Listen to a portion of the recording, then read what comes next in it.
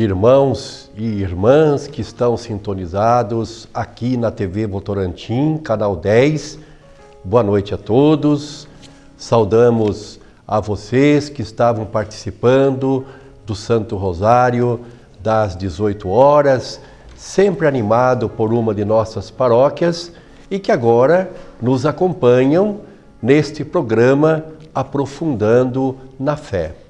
Eu sou o diácono José da Cruz, da paróquia Nossa Senhora Consolata, bairro do Rio Acima, e desde o início nós estamos aqui abordando a história da Igreja.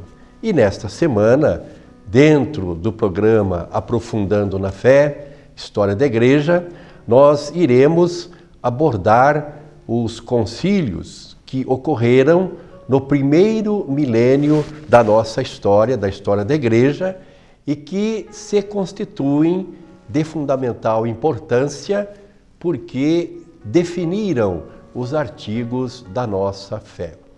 Vamos iniciar pedindo as luzes do Espírito Santo para que o Senhor nos inspire a todos nós, a mim e a vocês que nos assistem, para podermos refletir e pensar sempre com entusiasmo nesta apaixonante história da nossa Igreja. Em nome do Pai, do Filho, do Espírito Santo. Amém. Vinde, ó Espírito Santo, enchei os corações dos vossos fiéis e acendei neles o fogo do vosso amor. Iluminai a nossa mente, o nosso coração, o coração e a mente de todos os que nos assistem e participam deste momento de reflexão, para que possamos hoje, ó Pai, viver na vossa graça, inspirados pela luz do seu Espírito Santo em nossas comunidades cristãs aqui presentes. Em nome do Pai, do Filho, do Espírito Santo. Amém. Pois bem, gostaria de inicialmente argumentar com todos vocês, com certeza vocês que participam de nossas comunidades, as ramificações das nossas 5 paróquias aqui em Votorantim, a nossa paróquia mãe São João Batista, a 2ª paróquia Nossa Senhora Consolata, a 3ª Nossa Senhora Aparecida, a 4ª Nossa Senhora do Carmo, lá no Jardim Tatiane, e a última, a São José, aqui próximo à Fiação Alpina. O que acontece quando as nossas comunidades começam a crescer? Primeiramente, torna-se necessário pensar em novos espaços físicos. Ainda há pouco, eu conversava com o meu irmão, o diácono Wilson. Lá na nossa paróquia Consolata, nós estamos levantando a história da nossa paróquia, anteriormente comunidade Nossa Senhora Consolata, né? E vejam bem vocês, nessa conversa, nessa pesquisa, acabamos confirmando, descobrindo algo interessante, que a nossa comunidade ela teve uma igreja mãe que é Sagrado Coração de Jesus, que com certeza já existia lá no final dos anos 50, era um local de grande concentração por ocasião da festa do Sagrado Coração de Jesus, no mês de junho, e de lá foi que começou a devoção, começou aqueles encontros de oração, de reza do terço, a vir para o então bairro do Rio Acima, onde havia já também a catequese das casas, como era costume naquele tempo. Por que estamos abordando esta história das nossas comunidades, no caso particular da nossa querida paróquia Nossa Senhora Consolata? Porque também lá nos primeiros tempos da igreja nascente, as comunidades começaram a crescer. Nós já vimos que a igreja nasce em Jerusalém, a nossa igreja mãe, liderada por Pedro. De Jerusalém, ela começa a expandir-se para outras regiões da Palestina. Depois, aproveitando a estrutura do Império Romano, ela vai expandir-se por todo o Império e até fora do Império, em outras localidades.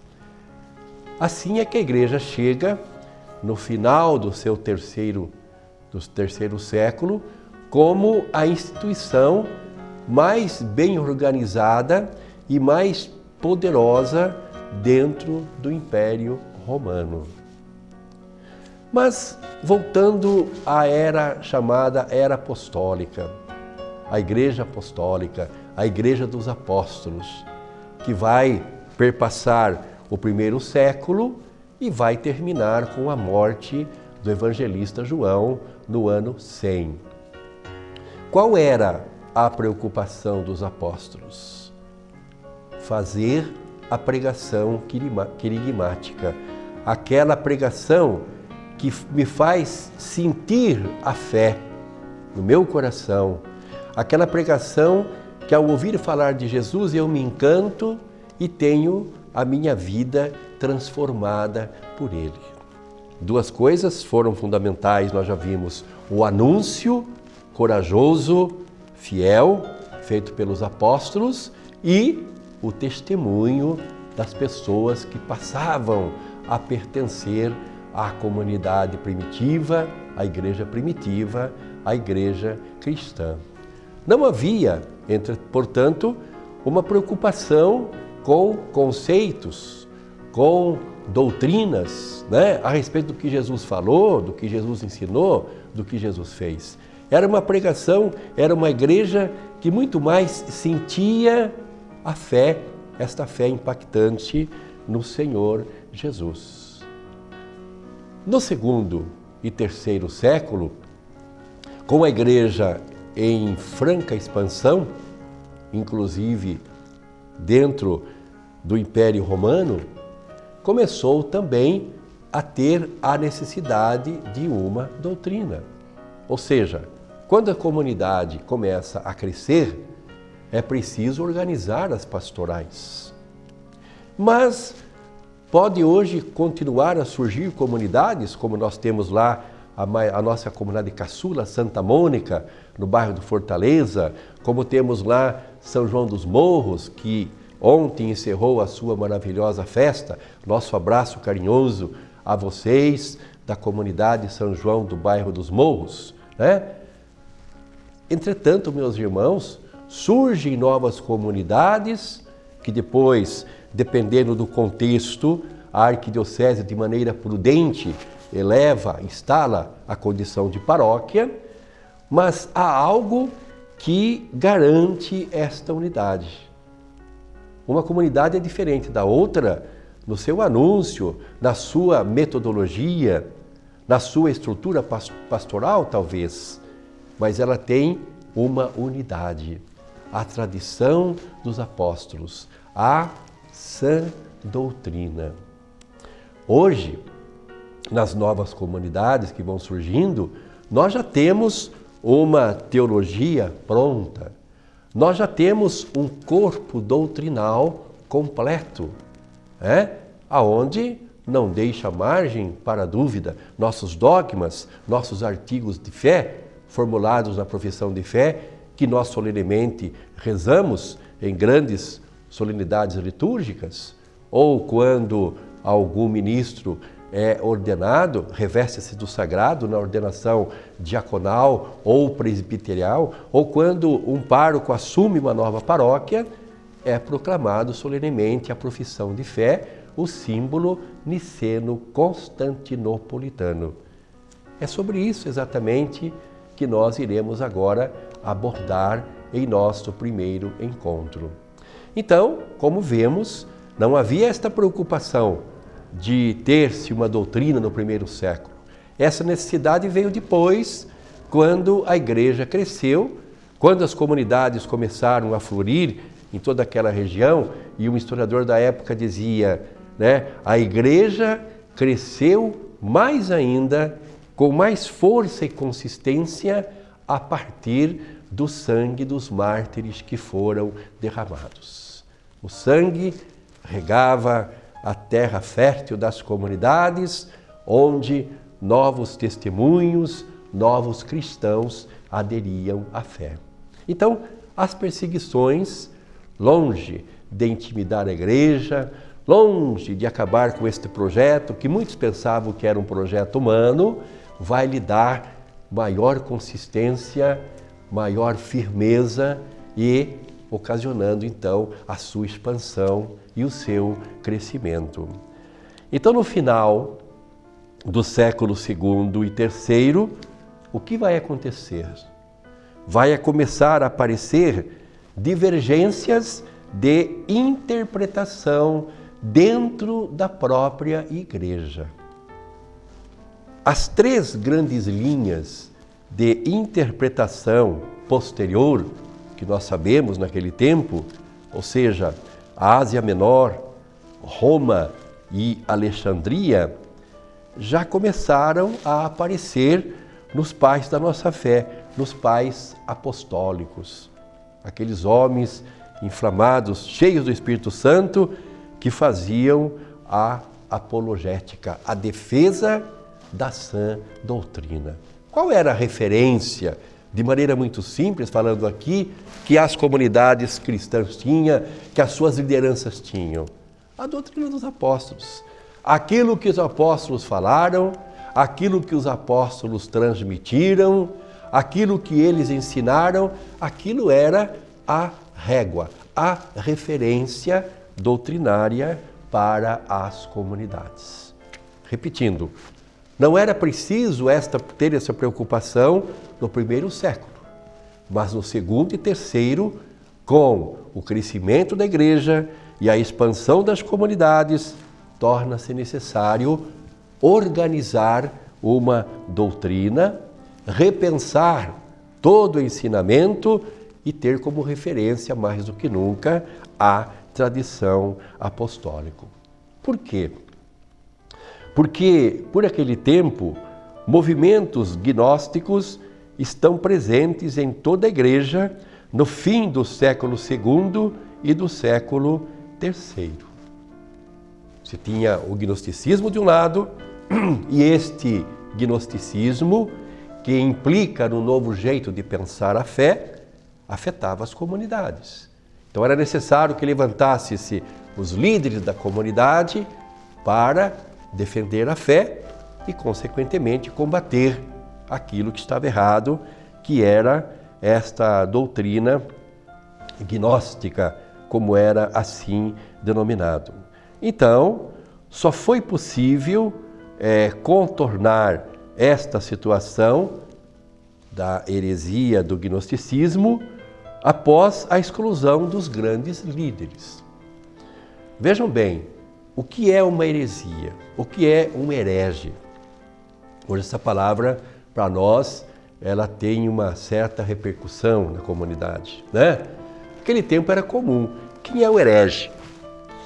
Eles não tinham, no início do segundo século, um corpo doutrinal pronto como nós temos hoje, com as suas afirmações teológicas sobre a pessoa do Pai, a pessoa do Filho, a pessoa do Espírito Santo, Jesus Cristo e as suas naturezas, a divina e a humana. Eles não tinham isso pronto como nós temos hoje. Então, surgiam líderes, pessoas de influência na comunidade, que acabavam fazendo uma interpretação equivocada, influenciado talvez também por outras doutrinas que vinham de fora e que afetavam então as comunidades. Ora, era preciso excluir esses líderes, né, da comunidade, para que o seu modo de pensar não acabasse contaminando toda a comunidade e deturpando aquilo que é essencial, a doutrina dos apóstolos. Pelo ano 312, quando começa a terminar o período das grandes perseguições, a última delas com Diocleciano, a mais terrível de todas, começa com Nério 64, e Diocleciano é aquele imperador que vai desencadear uma intensa perseguição aos cristãos. Mas, em 312, vai tomar posse do Império Romano o primeiro imperador cristão, chamado Constantino. Constantino é filho de Santa Helena. Aqui em nossa Votorantim, nós temos o bairro de Santa Helena, né, da antiga fábrica de cimento, e lá temos uma igreja dedicada a Santa Helena, a mãe de Constantino, que aparece com uma cruz porque ela comandou uma das primeiras expedições, né, de escavação daquele local onde Jesus foi morto na cruz do Calvário e que, segundo a história, teria a sua expedição, os homens a seu comando, encontrado vestígios da cruz do Senhor. Então, Santa Helena é mãe do imperador Constantino. Bem, com a ascensão de Constantino, que tornou-se conhecido na história como imperador cristão, o palco estava pronto para uma série de conflitos teológicos que vão durar, meus irmãos e minhas irmãs, do século V até mais ou menos o século VIII, né? Portanto, 4, 5 séculos de controvérsias, de heresias, etc., para poder purificar a nossa doutrina, a doutrina da nossa fé. E essas discussões, essas controvérsias, começa com uma discussão da relação de Jesus a Deus Pai, as chamadas controvérsias trinitárias, e terminam tentando explicar a relação entre as duas naturezas de Cristo. Nós chamamos essas primeiras, Jesus em relação à Trindade, de trinitárias, e as últimas nós chamamos de cristológicas, porque se referem a debates teológicos, a intensas discussões sobre as duas naturezas de Jesus, a natureza humana e a natureza divina.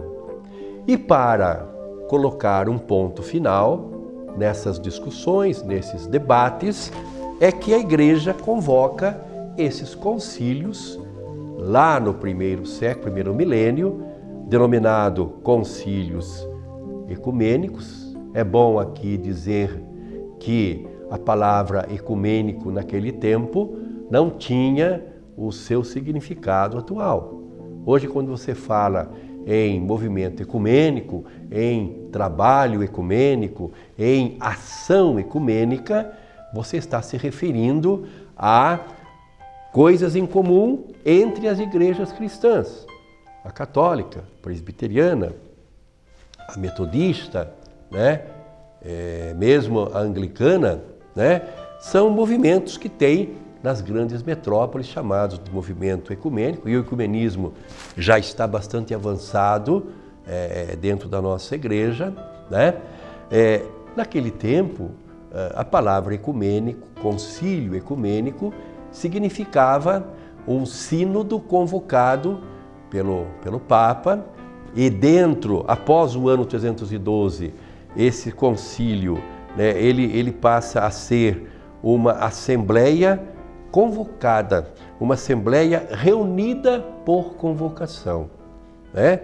É uma instituição tradicional na vida da igreja, desde aqueles primeiros tempos apostólicos, quando vimos os apóstolos reunidos em Jerusalém, por exemplo, para discutir a questão da disciplina a ser aplicada aos judeus cristãos e aos pagãos convertidos à fé cristã. Foi o primeiro concílio, né? Na verdade, ele não está aqui na nossa relação, porque ele foi um concílio local. É quando a evangelização começa a atingir o seu auge na região, na cidade de Antioquia, começa também a surgir polêmica, debates, divergências no modo de ver, de perceber a fé entre os cristãos de origem judaica e os cristãos da cultura helênica, os gregos, né? Surge a questão da circuncisão, surge a questão de comer ou não a carne ofertada aos ídolos. E lá em Atos está relatado este concílio, onde Pedro vai acolher o apóstolo Paulo, né, que vai chegar, vai conversar com Tiago, vai ser a sua complicada inserção na comunidade apostólica, né, e faz-se ali um concílio entre os apóstolos, né, chegando a um denominador comum. É interessante porque desde o primeiro concílio em Atos dos Apóstolos, que está lá, o concílio de Jerusalém, a decisão é assim tomada: nós e o Espírito Santo. Então esses concílios não é apenas uma reunião de pessoas interessadas em um determinado empreendimento, né? É algo divino onde o Espírito Santo atua. Atua na razão, atua no intelecto, clareia as decisões que precisam e que devem ser tomadas.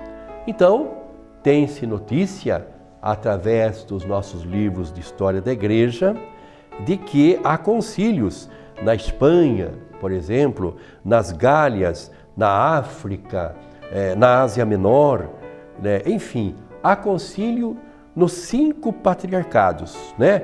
Na Pentarquia, assim conhecida, Jerusalém, Antioquia, Alexandria, Roma e Constantinopla.